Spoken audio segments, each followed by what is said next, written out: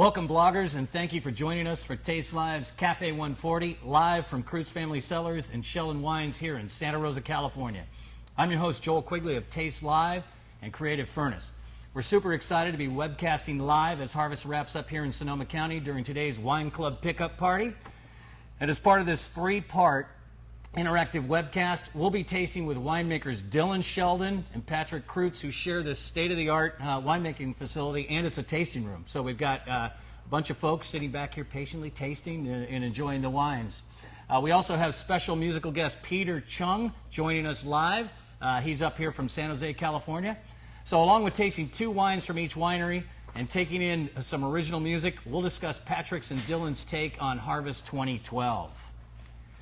All right. But what we want to do first to get our taste buds started, which is what we do with Cafe 140, we want you to go ahead and take a sip of the Sheldon Wines, the 2011 Vinolocity Blanc. Don't sip it too fast. And while we turn it over to artist, singer-songwriter Peter Chung. Peter, welcome. What are you going to play first for us? It's called Back. Back? Yeah, it's just called Back. Yeah. All right, man. Yeah. Bring it. You got that.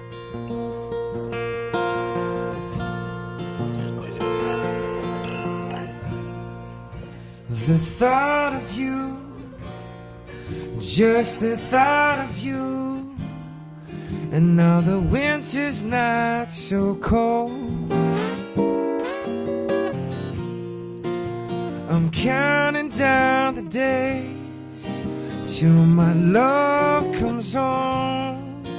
Love, I'm counting down the days till my love comes home.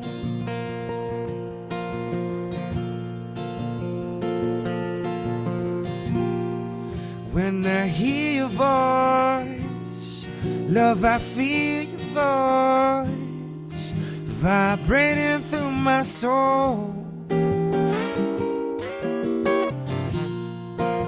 I'm counting down the days till my love comes home. Love, I'm counting down the days till my love comes home. Love, I'm counting down the days till my love comes home. Yeah. Nice. Thanks, Peter. That was a treat, and we look forward to hearing your closing song after we taste through these four wines and we discuss a little bit of harvest. Welcome, Patrick. Thank and you. Dylan. Thank you. Thanks for having us today. Welcome you guys and deep into our cellar here. So, our secret lair, as it were. Yeah, the secret lair. Yeah. So what we're going to do is we are going to start the day. Obviously, we talked about the Sheldon Wines 2011 Vinolocity Blanc.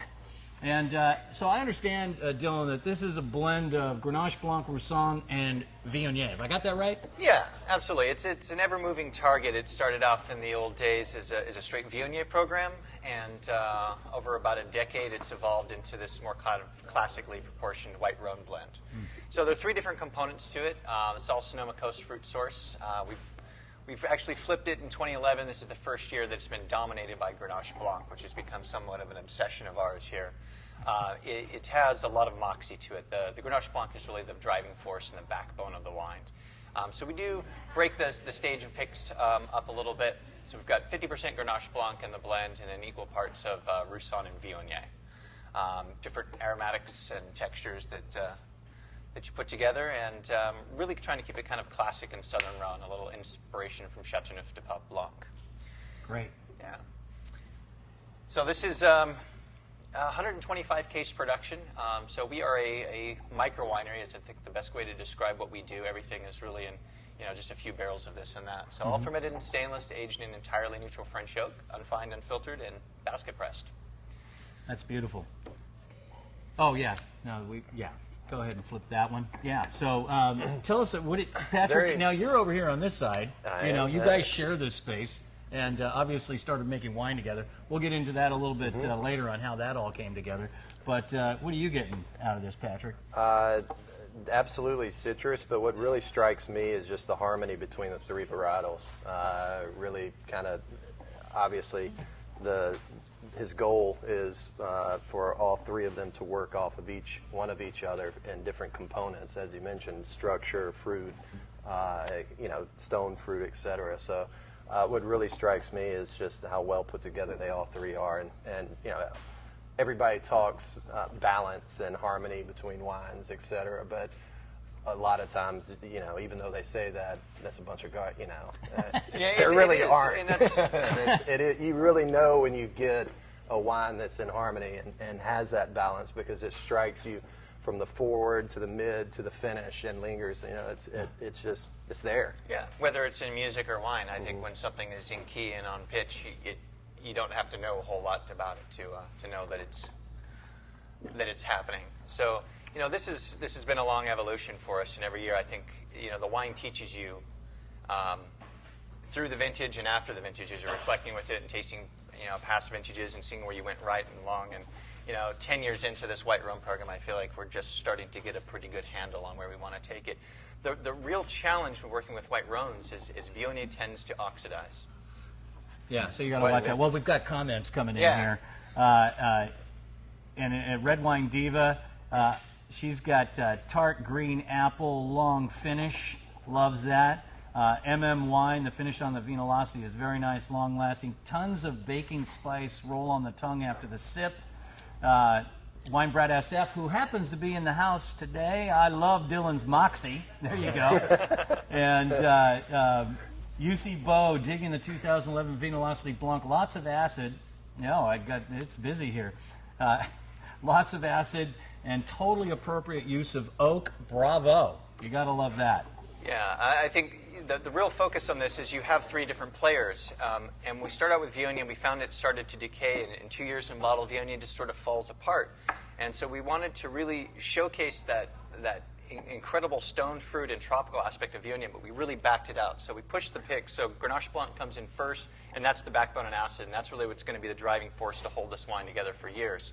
The Roussan sort of supports us a little bit more of a quince, an Asian pear, but it's just sort of this natural beauty, no makeup to her. She just sort of shines on her own.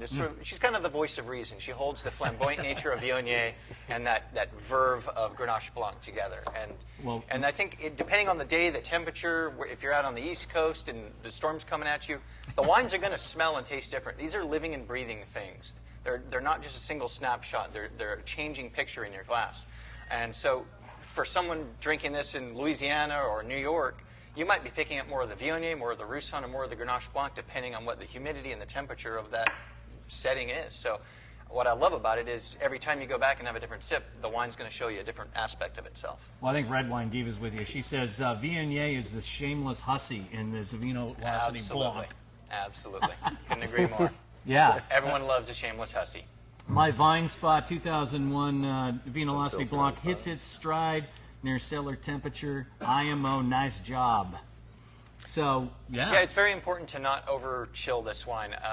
We do a bit of skin contact on this, not skin ferment, but we do soak it between 24 and 36 hours depending on the vintage. So someone was mentioning the baking spice.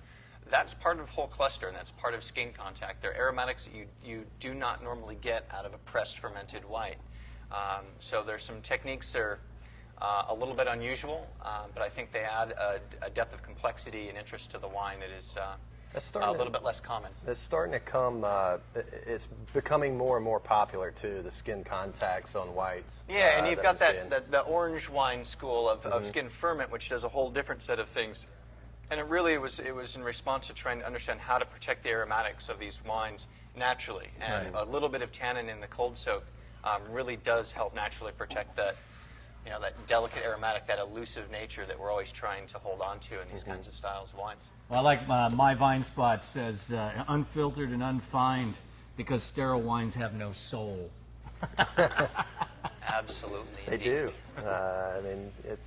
Let's see, what do we have here? We've got delicious aromatic blend.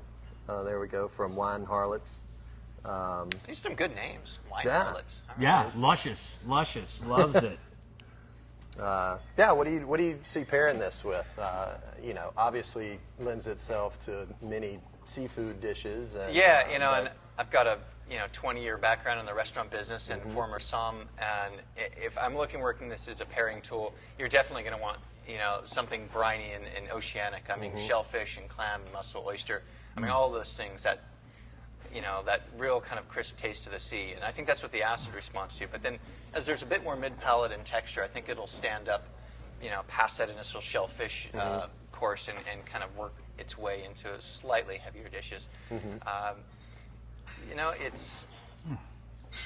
It's such a moving target right now. It's quite a young wine. I think it's very sensitive to temperature. So serving it on the colder side, a little bit more on the oyster and the half shell kind of territory, and a little bit warmer, you definitely work into things with a little bit more weight and texture. Well, mine's gone. Exactly. Oh yeah, here. Well, and then MM wine. This Vinolocity is great for fish and shellfish for sure. Pair it with chicken as well. Great comment. Grilled, roasted, or smoked. And I think even when you get into bigger flavors with chicken or seafood or whatever, because it has the acidity, it's going to just be able to get in there and do the job and be a beautiful pairing. Yeah. We don't want Patrick to go thirsty. No, I guess I should mention what the name's all about. The Vinolocity Blanc is the evolution of our original program called Vinolocity. This is a tribute to our times and studies and working in the Southern Rhone. And Vinolocity is a physics equation, or a fake physics equation, my wife and I came up with in Greece. And it was a physics equation sketched out on a bar napkin that was the rate of displacement of wine over time equal the rate of the vino velocity. And it was a way that you could measure how quickly your wine glass got empty, was how delicious the wine was. And it was a very well thought out program, but the vino velocity as a term kept getting slurred, and it eventually just became the word Vinolocity. All right. So while traveling and drinking and being out in restaurants and at wine tastings, you'd have that one bottle in the bar that just got empty in a flash. That was the wine that had the most Vinolocity to it. I love it. So that's the origin of the name. It started way back in 2000 and 2, really. Yeah. Yeah, Dylan does have a bit of a reputation being a wordsmith and playing with things, and yeah. I don't know. Turn a phrase. All right, we've got My Vine Spot. I'm pairing grilled salmon with the Vinolocity Blanc. Nice. And Divine Wine Time. Surprisingly, the Vinolocity is pairing beautiful with my white cheddar and sage stuffed mushrooms. Wow. Nice. Where are those? Pairing. Are those I'm ready. coming in? Are those? If they could send some over, that'd be great. That'd be awesome. No, I think that's the point. When everything we're trying to work with here is about balance, and again, that's an abused term, but it really is. And when wines are balanced, I think that gives you a much broader range of what you can pair to them. You don't need to reconcile, overly tannic issues or overly acidic issues. Right. I think as the wine unfolds across the palate, there's a lot more harmony in a balanced wine, and that makes it a lot more of a friendly pairing partner. Yeah, and I A got lot to more tell you. user-friendly. Yeah. Yeah, just sitting here on a Sunday afternoon, we're celebrating harvest, and actually some of it's wrapping up. But I know Sheldon they got a big load of grapes in yesterday. Yeah, it's been that kind of vintage. So we were today. I mean, you can't even believe the scramble to work to clear out because this is a working production facility, and where we're sitting right now, there were barrels, there were vats, bins filled with grapes, and really, it's so exciting. Yeah. You gotta love it. So we're gonna do a couple little harvest treats coming up, and let's talk about what's the website for Sheldon? SheldonWines.com, and that is up and running. It's got a lot of stories. It's a little unconventional. The vineyards, the section for the vineyards is literally called the dirt. The section for the wines is called the juice, and the bios of the people is just called the crew. And it's our own design. Yeah. And everything. It's a two-person operation. Toby, my wife, and I. That's the crew, and we kind of from web design to label design to bar design. and Toby, of course, is handling. She's the SIPI director. Do I have that fearless leader and SIPI director. SIPI I would director. be the and today's resident is a pirate. We do have people in costume today, and my title is Chief Alchemist in Quality Control. yes. Yeah, it's a good job to have. All right. Well, Dylan, thanks for sharing this delicious Sheldon Wines 2011 Vinolocity Blanc, and to Peter Chung for the song to get us started. Thanks to our bloggers who have taken this. I mean, we never do Sunday afternoons, so this is pretty exciting. Thank God for DVR, because probably nobody would be here on a Sunday without DVR. And and of course, thanks to our bloggers for all the comments, and to winemaker Patrick Krutz for joining us today here at Sheldon Wines and Krutz Family Cellars in their shared production and wine tasting tasting room. There we go. And from myself, Joel Quigley, and the rest of us here at Taste Live and Creative Furnace, cheers. Cheers. Cheers, all. Thank you. Cheers to harvest. Absolutely. Wrapping up.